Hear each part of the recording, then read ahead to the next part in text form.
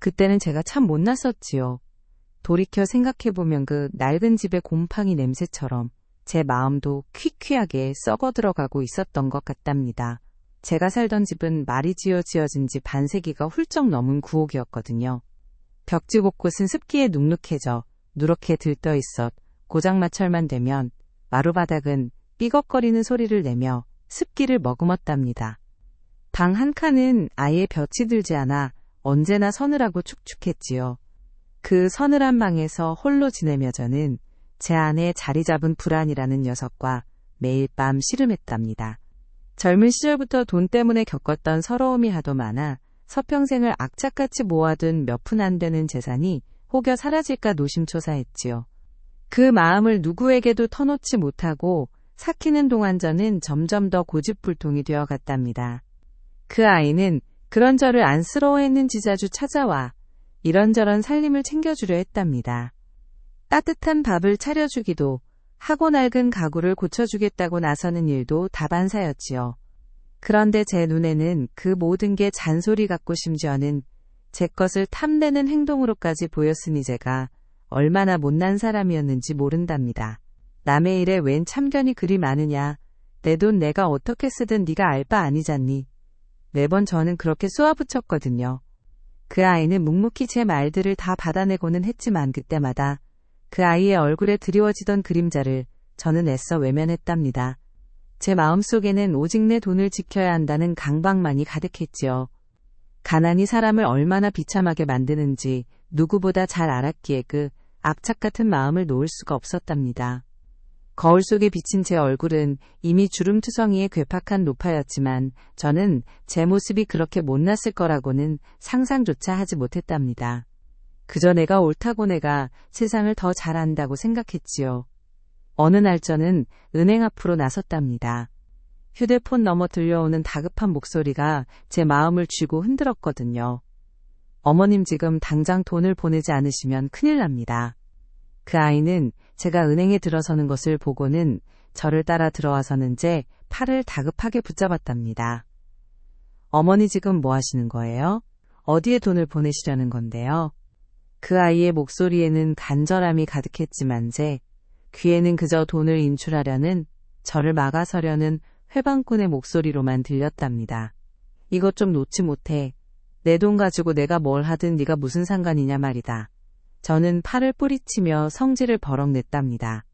주변 사람들의 시선이 따갑게 느껴졌지만 저는 아랑곳하지 않았지요. 제 마음속에는 오직 그 다급한 목소리와 돈을 보내지 않으면 큰일 난다는 협박만이 가득했거든요. 그 아이의 눈빛은 마치 저를 간절히 붙잡으려는 듯 했지만 저는 그 눈빛을 싸늘하게 외면했답니다. 오히려 그 아이가 제 돈을 가로채려는 것이 아닌가 하는 못된 의심마저 피어났었지요. 그 아이가 제 재산을 탐내고 있다는 못된 착각에 빠져 저는 온갖 모진 말들을 쏟아냈답니다. 네가 감히 내 돈에 손댈 생각이라도 하는 것이냐. 내가 너를 어떻게 키웠는데 이럴 수가 있니. 제가 얼마나 비정하고 못된 말들을 쏟아냈는지 지금 생각하면 제 스스로도 몸서리쳐지거든요. 그 아이는 아무 말 없이 저를 바라보다가 이내 고개를 숙이고는 은행 문 밖으로 터덜터덜 걸어나갔답니다. 그 뒷모습을 보면서도 저는 일말의 미안함조차 느끼지 못했으니 정말 돌이킬 수 없는 죄를 짓고 있었던 것이죠. 결국 그날 저는 보이스피싱 사기범들에게 제 평생 모아둔 돈을 송금하고 말았답니다. 마치 홀린 듯 ATM 앞에 서서 휴대폰 넘어 지시하는 대로 손가락을 움직였지요. 화면에 뜨는 송금 완료 메시지를 보는 순간 머릿속이 텅 비어버리는 것 같았답니다. 이내 정신을 차렸을 때는 이미 늦었더군요. 사기였다는 것을 깨닫는 순간 제 심장은 바닥으로 곤두박질 쳤답니다. 억울함과 분노가 뒤섞여 목구멍까지 차올랐지요. 저는 그대로 주저앉아 길거리에 울부짖었답니다. 지나가는 사람들이 힐끔거렸지만 아무것도 눈에 들어오지 않았답니다. 다리가 풀린 채 비척거리며 찾아간 곳은 병원 응급실 앞이었지요. 그 다급한 목소리가 마치 응급실에서 급한 수술비가 필요하다는 듯이 들렸었거든요. 그 허망함과 절망감에 저는 그 차가운 응급실 문턱에 기대어 밤새도록 흐느꼈답니다. 붉게 전멸하는 응급실 불빛이 마치 제 인생의 경고등처럼 느껴졌답니다. 수많은 사람들이 응급실 문을 드나들었지만 아무도 제게 관심을 주지 않았지요. 제 마음은 마치 차디찬 시멘트 바닥처럼 굳어져 버렸답니다. 사기당한 돈도 돈이지만 저를 말리려 했던 그 아이에게 못된 말을 퍼부었던 기억이 자꾸만 저를 찔렀답니다. 하지만 저는 그조차도 그 아이가 제대로 말리지 않아서 이런 일이 벌어진 것이라고 원망했으니제 마음이 얼마나 시궁창 같았는지 말로 다 설명할 수 없답니다. 제 평생을 바쳐 모아온 돈이 그렇게 허무하게 사라지고 나니 저는 세상 모든 것이 원망스러웠답니다. 그 이후로 저는 제 방에 틀어박혀 지냈답니다. 세상 밖으로 나서는 것이 두려웠고 사람들의 시선이 마치 칼날처럼 느껴졌거든요. 방 안에서는 퀴퀴한 곰팡이 냄새가 끊이지 않았답니다. 처음에는 낡은 집이라 그러려니 했지요. 하지만 시간이 지날수록 그 냄새는 점점 더 짙어져 제 숨통을 조여오는 것 같았답니다. 벽지 속에서 피어나는 검은 곰팡이처럼 제 마음속에서도 어둡고 축축한 감정들이 피어났답니다. 저는 이불을 뒤집어 쓰고 웅크린 채하루에도 몇 번씩 후회와 분노를 오갔답니다. 왜 나는 바보같이 그 말에 속았을까? 왜 그 아이의 말을 들어주지 않았을까? 자책의 목소리가 끊임없이 저를 괴롭혔지요. 그때마다 저는 그 아이를 떠올렸답니다. 제가 은행 앞에서 그렇게 모질게 굴었음에도 불구하고 그 아이는 며칠 뒤 제게 전화를 걸어왔었지요. 어머니 괜찮으세요? 밥은 제대로 챙겨 드세요? 그 다정한 목소리가 오히려 저를 더 괴롭혔답니다. 저는 전화를 받지 않았거든요. 혹시라도 그 아이가 저를 비웃을까봐 아니면 또다시 제 돈 문제에 간섭할까봐 겁이 났답니다. 곰팡이 냄새는 코를 찌르는 듯 했고 제 마음은 비참함과 고립감에 젖어 점점 더 바닥으로 가라앉았답니다. 제가 얼마나 이기적이고 어리석은 노인이었는지 그때는 정말 알지 못했답니다. 그 냄새가 단순한 곰팡이 냄새가 아니었을 수도 있다는 것을요. 며칠이 더 지났을 때였지요.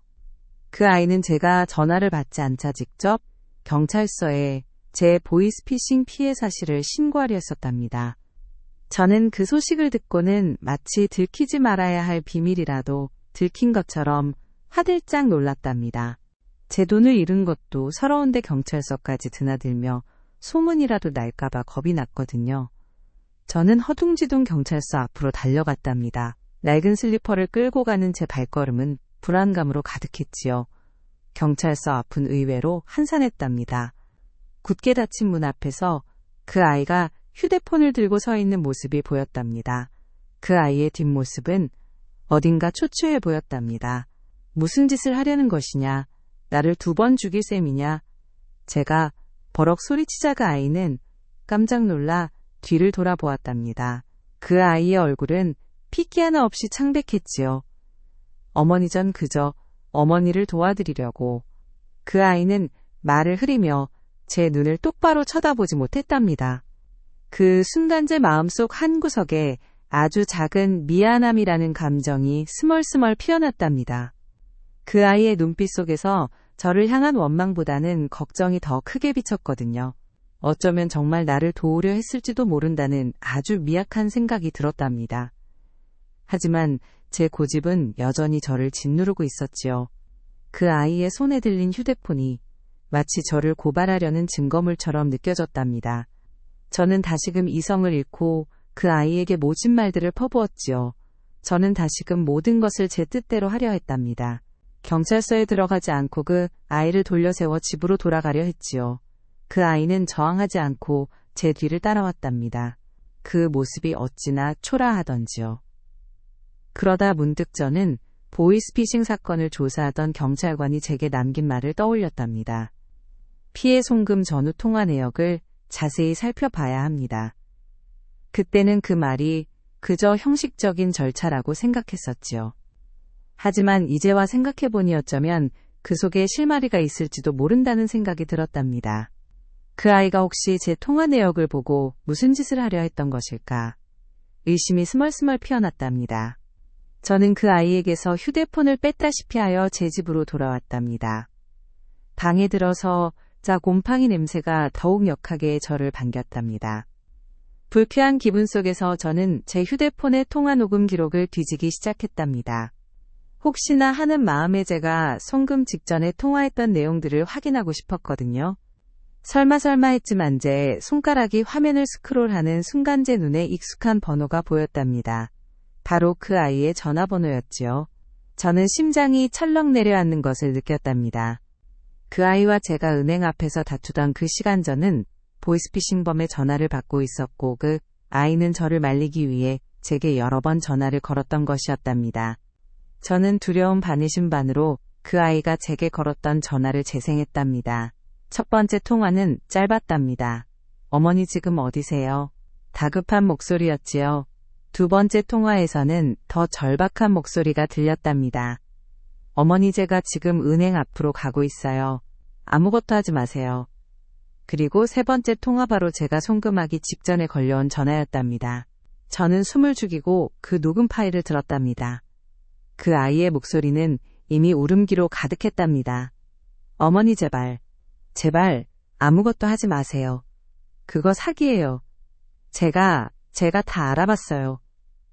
그 아이는 울먹이면서도 끊임없이 저를 말리고 있었답니다. 그 순간 제 머릿속은 혼란으로 가득 찼답니다. 이게 대체 무슨 소리란 말인가? 그 아이가 왜 저렇게 울면서 나를 말렸던 거지? 그럼 내가 은행 앞에서 그 아이를 뿌리치고 퍼부었던 모진 말들은? 제 못난 마음이 마치 유리조각처럼 산산조각 나는 것 같았답니다. 통화 녹음을 들은 후 저는 더욱 혼란스러워졌답니다. 제 마음속 깊이 뿌리박힌 불신은 여전히 저를 괴롭혔지요. 어쩌면 저 아이가 다른 속셈이 있어서 저렇게 연기하는 것일 수도 있다는 못난 의심이 싹 텄답니다. 다시금 저는 그 아이를 향한 분노로 들끓었답니다. 왜 나에게 더 확실하게 말해주지 않았던 걸까? 왜 나를 제대로 설득하지 못했던 걸까? 나는 바보가 아니야. 내가 나를 무시한 거라고 제 마음속에서 사악한 목소리가 속삭였답니다. 집 현관문이 열리고 그 아이가 조심스럽게 들어서는 소리가 들렸답니다. 아마 제가 경찰서 앞에서 데리고 온 것이 미안해서 다시 찾아온 모양이었지요. 저는 부엌에서 들고 온 과도를 손에 쥐고는 현관으로 뛰쳐나갔답니다. 네가 감히 나를 이렇게 만들었단 말이지. 나를 속이려 한 것이냐. 내 돈을 가로채려 한 것이냐. 저는 칼을 든 채 그 아이에게 미친 사람처럼 소리쳤답니다. 그 아이는 제 예상대로 겁에 질린 표정이었지요. 저는 그 표정조차도 제가 들켜서 두려워하는 모습이라고 못되게 해석했답니다. 제 눈에는 그 아이의 모든 행동이 저를 해치려는 것처럼 보였답니다. 제 마음속 깊이 박힌 돈에 대한 집착과 불안감이 저를 완전히 미치게 만들었던 것이지요. 그 아이는 아무 말 없이 뒷걸음질 치다인에 돌아서서 집 밖으로 뛰쳐나갔답니다. 저는 그 아이의 뒷모습을 보며 더욱 분노했답니다. 감히 나를 피해 도망을 친단 말이지. 내가 이렇게 당하고만 있을 것 같으냐. 저는 맨발로 슬리퍼도 신지 않은 채 그 아이의 뒤를 쫓아 뛰쳐나갔답니다. 차가운 골목길 바닥이 제 발바닥을 사정없이 때렸지만 저는 아픔도 느끼지 못했답니다. 오직 그 아이를 붙잡아야 한다는 생각뿐이었지요. 어둠이 짙게 깔린 골목길은 음산한 기운으로 가득했답니다. 가로등 불빛마저 희미하게 깜빡이며 저를 놀리는 것 같았지요. 저 멀리 도망가는 그 아이의 희미한 그림자를 향해 저는 필사적으로 달렸답니다. 서라. 서지 못해. 너 대체 나에게 무슨 짓을 하려던 것이냐. 제 목소리는 어둠 속에서 갈라지고 떨렸답니다. 그 아이는 뒤도 돌아보지 않고 계속 뛰었지요. 저는 마치 악마에 홀린 듯 그 아이를 쫓아갔답니다. 제 안에는 그 아이를 향한 억울함과 불안감이 뒤섞여 소용돌이쳤답니다. 이 아이가 정말 나를 속이려 했던 것인가? 아니면 내가 모든 것을 잘못 생각하고 있는 것일까? 하지만 저는 그 의심을 억누르고 오직 제 분노만을 앞세웠답니다. 그 아이가 저를 해치려 했다는 못된 오해가 제 머릿속을 지배했거든요. 그 어두운 골목에서 저를 쫓는 어둠의 그림자가 바로 저 자신이었다는 것을 전혀 알지 못했답니다. 그 아이를 향한 저의 집착과 압박은 어둠 속에서 더욱 증폭되었고 저의 못난 마음은 마치 괴물처럼 자라나고 있었답니다. 결국 그 아이는 달리다 지쳤는지 한 건물 모퉁이에 기대어 숨을 헐떡였답니다. 저는 거친 숨을 몰아쉬며 그 아이 앞으로 다가섰지요. 말해봐. 네가 나에게 숨기는 것이 무엇이냐? 내 돈에 대체 무슨 짓을 하려던 것이냐? 저는 다짜고짜 그 아이의 멱살을 잡았답니다. 그 아이는 고통스러운 표정으로 저를 올려다보았지요. 어머니, 저는 어머니를 지키려 했을 뿐이에요. 그 아이의 목소리는 너무나 가늘고 힘이 없었답니다. 하지만 저는 그 말조차도 거짓으로 들렸답니다. 제 마음속 깊이 박힌 불신의 뿌리는 너무나 단단했거든요. 그때였지요. 저 멀리서 경찰차의 사이렌 소리가 희미하게 들려왔답니다. 저는 깜짝 놀라 그 아이의 멱살을 놓았지요. 그 아이가 신고라도 한 것일까? 다시금 저를 향한 원망이 치밀어 올랐답니다. 하지만 이내 경찰차는 제 앞에 멈춰 섰고 2명의 경찰관이 차에서 내렸답니다. 그들은 저를 보자마자 그 아이에게 달려가 부축했답니다. 괜찮으세요? 이쪽으로 오세요. 경찰관의 친절한 태도에 저는 다시금 혼란스러워졌답니다. 대체 무슨 일이 벌어지고 있는 거지? 경찰관은 저에게 차분하게 상황을 설명했답니다. 어머님이 분께서 어머님 통화 기록을 바탕으로 다시 신고를 해주셨습니다. 보이스피싱 사건 외에 어머님께 걸려온 다른 수상한 전화들도 있었다고요. 저희가 통화 기록을 분석 중입니다. 경찰관의 말에 저는 아연실색했답니다. 그 아이가 또다시 저를 위해 나선 것이었지요. 우리는 결국 근처 병원으로 향했답니다. 경찰관이 통화 기록 분석 결과를 기다리는 동안 저는 멍하니 병원 로비에 앉아 있었답니다. 차가운 대리석 바닥과 희미한 병원 냄새가 제 코를 찔렀지요. 제 머릿속은 뒤죽박죽이었답니다. 그 아이가 저를 위해 또다시 애썼다는 사실과 여전히 그 아이를 향한 저의 못된 오해가 뒤섞여 제 마음을 괴롭혔답니다. 진실을 알기 직전의 그 절박함과 두려움은 마치 심장이 찢어질 것 같은 고통이었답니다. 병실 로비의 불빛은 왜 그리도 차갑고 하얗던지요.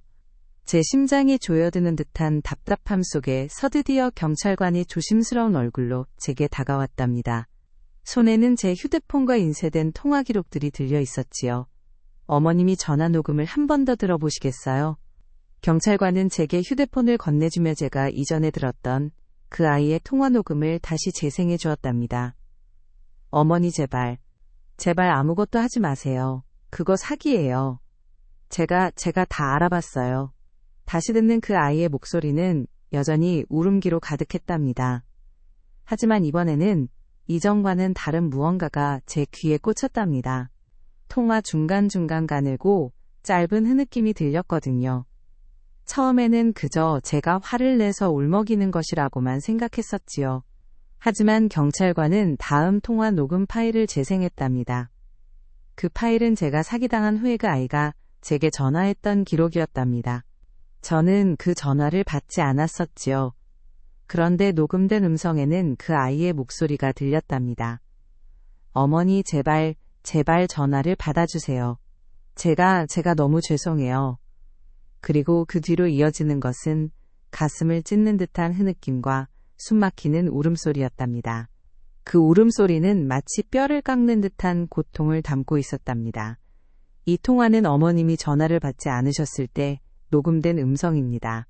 이분이 얼마나 애타게 어머님을 찾았는지 알 수 있습니다. 경찰관의 차분한 설명이 제 귀에 들려왔지만 저는 아무것도 들리지 않았답니다. 오직 그 아이의 울음소리만이 제 머릿속을 가득 채웠답니다. 그때서야 깨달았답니다.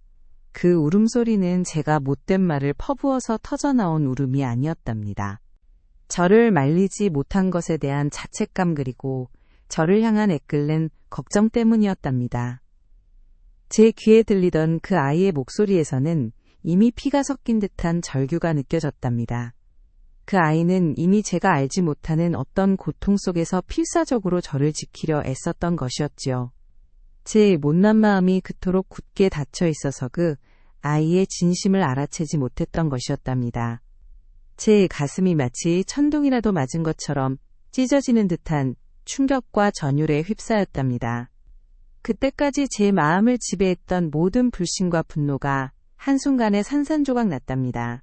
저는 제 손에 들린 휴대폰을 놓쳐버렸답니다. 휴대폰은 차가운 병원 바닥에 부딪히며 쨍그랑 소리를 냈지요. 저는 그 소리마저 들리지 않았답니다. 오직 그 아이의 울음소리만이 제 머릿속을 맴돌았답니다. 병원 복도의 하얀 불빛은 제 눈물을 더욱 선명하게 비췄답니다. 저는 바닥에 주저앉아 통곡하기 시작했답니다. 제 입에서는 미안하다는 말밖에는 나오지 않았답니다. 그 아이는 저를 지키기 위해 얼마나 많은 고통을 감내했을까요? 은행 앞에서 저를 막아서던 그 간절한 눈빛, 경찰서 앞에서 저를 위해 다시 신고하려던 그 뒷모습, 그리고 제가 전화를 받지 않았을 때 터져나오던 그 비통한 울음소리까지, 모든 조각들이 맞춰지면서 그 아이의 희생이 비로소 제 눈에 들어왔답니다. 어쩌면 그 아이는 이미 오래전부터 저를 지키기 위해 홀로 싸우고 있었던 것일지도 모른다는 생각이 들었답니다. 제가 들었던 퀴퀴한 곰팡이 냄새, 그리고 그 아이의 초췌한 얼굴이 갑자기 떠올랐답니다. 그 아이가 혹시 병을 앓고 있었던 것은 아닐까? 제가 그 아이에게 퍼부었던 모진 말들이 마치 비수가 되어 제 심장을 꿰뚫는 것 같았답니다. 저는 흐느끼며 바닥을 쳤답니다. 제 뺨을 타고 흐르는 눈물은 뜨거웠지만 제 마음속의 후회는 차갑게 얼어붙는 것 같았답니다. 시간이 얼마나 흘렀을까요?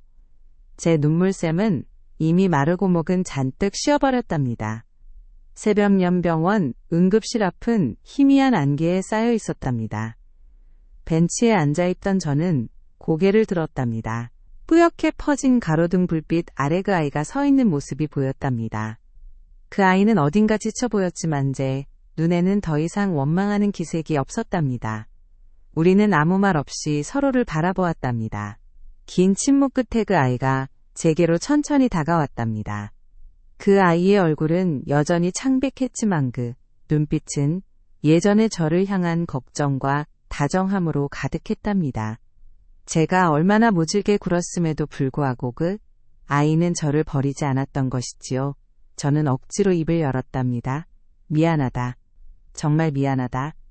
제 목소리는 쉬어 터져 나왔지만 그 아이는 고개를 끄덕이며 제 손을 잡아주었답니다. 그 손은 차가웠지만 제게는 세상 어떤 것보다 따뜻하게 느껴졌답니다. 그 아이는 제가 사기당한 돈을 되찾을 수 있도록 경찰서에 가서 진술도 해주고 여기저기 발품을 팔아가며 저를 도와주었답니다. 그 아이는 제가 은행 앞에서 그렇게 모질게 굴었을 때에 도심지어 제가 과도를 들고 위협했을 때에 도저를 놓지 않았던 것이지요. 제가 잃어버렸다고 생각했던 돈보다 훨씬 더 귀한 것을 되찾은 기분이었답니다. 제 마음속에 가득했던 불안과 분노, 그리고 저를 괴롭히던 못된 감정들이 마치 안개처럼 옅어지는 것을 느꼈답니다. 그 아이의 손을 잡은 채 저는 비로소 깊은 평온과 용서를 찾을 수 있었답니다. 이 모든 일은 어쩌면 제 못난 마음을 깨우치기 위한 큰 시련이었을지도 모른다는 생각이 들었답니다. 그리고 그 시련을 통해 저는 비로소 사랑하는 사람의 진심을 알아볼 수 있는 눈을 가지게 된 것이지요. 그렇게 새벽의 안개는 서서히 걷히고 제 마음에도 비로소 따뜻한 햇살이 비추기 시작했답니다.